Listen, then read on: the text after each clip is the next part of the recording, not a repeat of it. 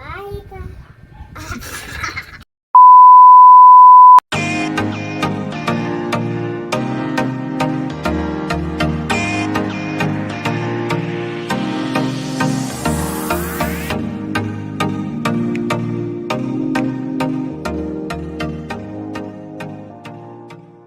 Ako po si Elijah Elbestat.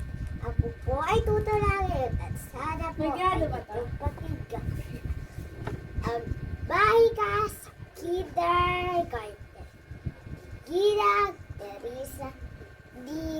Songko. Ako'y nag-iisip bilang isang bata. Bakit tuwing umaga ako'y naghahanda?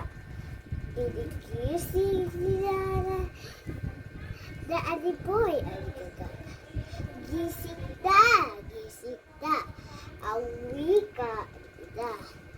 Pagpasok sa eskwela, halos pikit pa ang mata.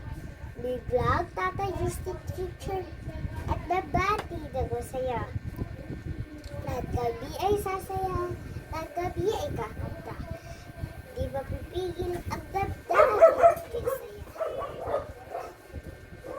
Kaya naman araw-araw sa pagpasok ni Diniman, parang may magic si teacher na hindi maiiwanan.